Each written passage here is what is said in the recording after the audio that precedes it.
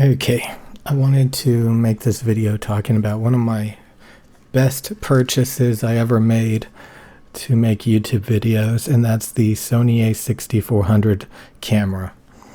Now this camera is amazing for a lot of reasons.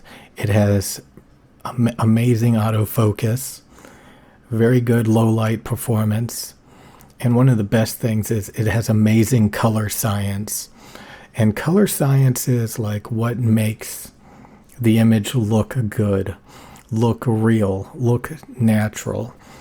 You'll see a lot of people say that Canon has like amazing color science, and really what they mean by that is it's oversaturated and over contrasted.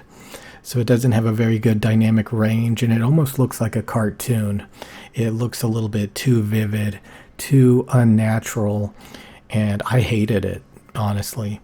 So Sony, especially this particular camera and their newer models, have really good color science, which means it looks extremely natural, and yeah, it just looks really good. So I looked at, before I bought this camera, I looked at all the different brands, their color science, their autofocus performance, their low light performance, and this camera and Sony cameras in general, stood out by quite a large margin. So what makes this camera a end game, especially streaming camera or YouTube camera, is its ability to do 1080p 60 frames per second. Even if you buy like a full frame multi-$1,000 Sony camera, it's going to struggle to do 4K 60 frames per second. A lot of people take 60 frames per second for granted. Some people even want to use 24 frames per second because they think it looks like a movie, or 30 frames per second because they think that's like the standard YouTube, frame rate. But especially gamers appreciate 60 frames per second because they know that fluid, even, much higher frame rates than 60 frames per second really make video games look a hell of a lot better.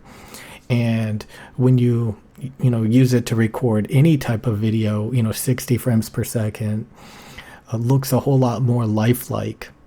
So, if you buy a camera, a Sony camera for, $3,000, $4,000 that recently came out, they still struggle to do 4K 60 without cropping the sensor, because they're getting better, but there still is something called a rolling shutter, which means that the camera cannot technically read the sensor fast enough to do 8K 60 frames per second. So it's really technically still hard to do, 4K 60 frames per second, which means that you can spend a whole lot less money and just focus on 1080p 60, which is sufficient for YouTube. And that this camera combined with like a capture card that can do 1080p 60, you can now turn your camera into a webcam. And so again, why would you want this external Sigma lens? This camera came with this lens. The stock lens that it comes with actually has screwed up autofocus. It has terrible low light performance. So this lens is actually really crappy. So you want to get this wide aperture lens, the Sigma 16 millimeter f1.4. This is a wide aperture lens, which means it takes in a lot of light, which means it has incredible low light performance, which is what you're looking for indoor recording. And it's for close up. It's a wide aperture lens allows you to have the camera very close to you without it like zooming in too much. So this is a good, like, if the camera's like, 4 feet away from you or something, it performs really good. It's, some lenses will zoom in too much and that means you have to have the camera farther away from you, which is obviously a problem. So yeah, this lens, 16 millimeter, is really good for having the camera a few feet away from you, so that you can even reach it and adjust it when needed and stuff without having it too far away.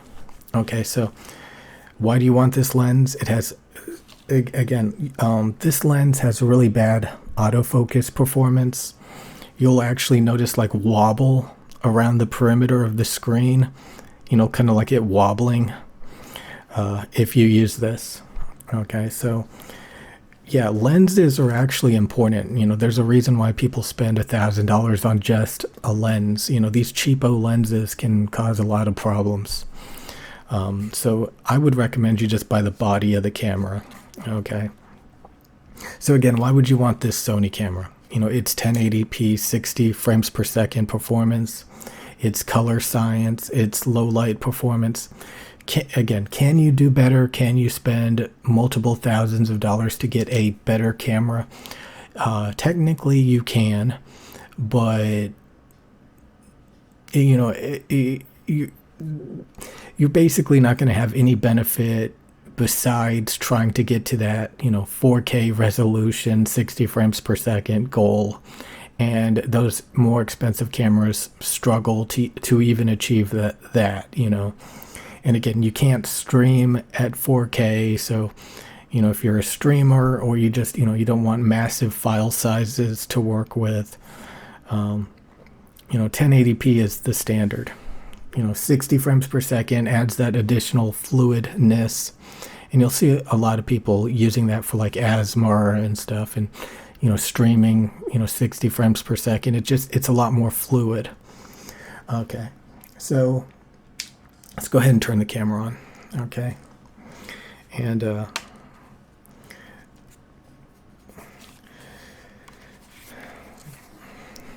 so if we look at this, we can see at the bottom here it says 1.25. That's the shutter rate.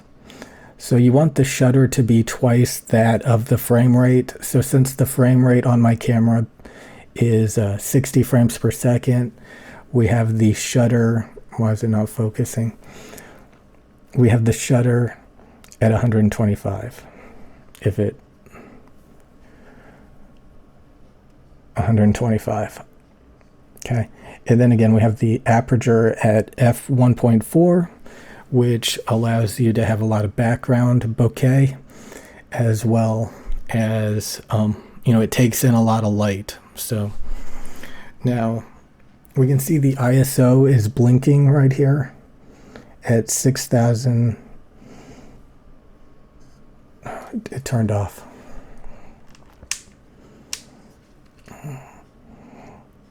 So we can see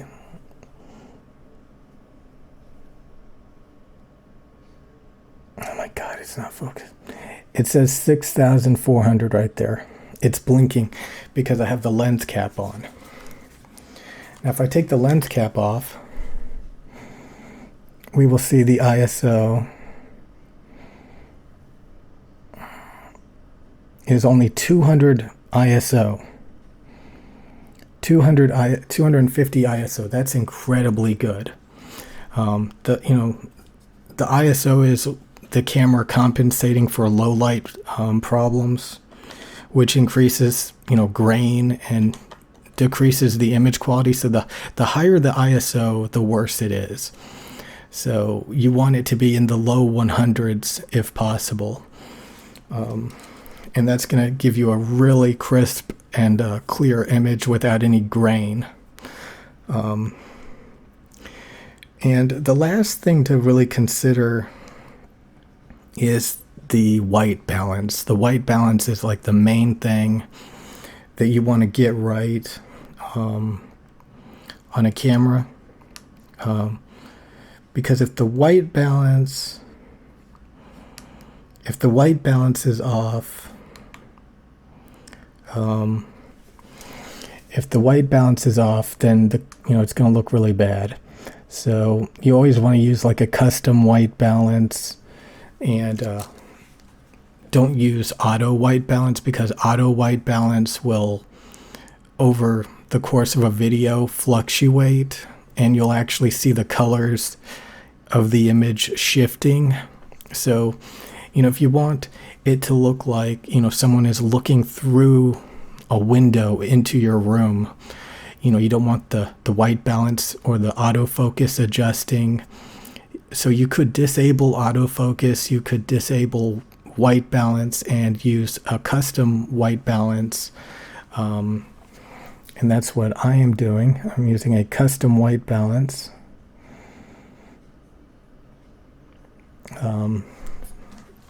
So the white balance does not change over time. So those are pretty much the only things you need to know about this camera. Is you want the shutter rate to be twice as much as your frame rate. So if you're recording at 60 frames per second, you want the shutter to be 125. You want the aperture to be as low as possible. So you want, like a f1.4 aperture camera to let in more light and to give you that background bokeh, background blur that a lot of people like. Again, you want like a 16 millimeter lens, so the camera does not have to be like really far away from you, because it'll zoom in too much. So this camera lens that it comes with, you can see it does have the ability to it's just not going to focus at all. But this lens, we can see it. It does 3.5 to 5.6. Blah blah blah. So this lens you can actually zoom in.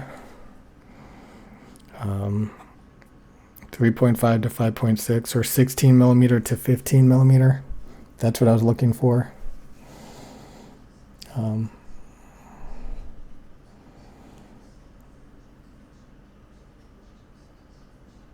It's just not 16 millimeter to 50 millimeter, I guess. That's what it means, right? So this lens can zoom in, which you don't need to do for a indoor streaming camera. So this lens cannot zoom. Okay. So anyway, I think that's it for this video. This thing is end game, especially for streamers who can pretty much cap out at 1080p 60, like on Twitch especially. You can't really do any better. So this is like end game max level for streaming, and it's just in general, incredible performing camera, and it's very small. Look how small this shit is without the lens on it. It's just this little body with this huge lens. But again, the lens is a big deal.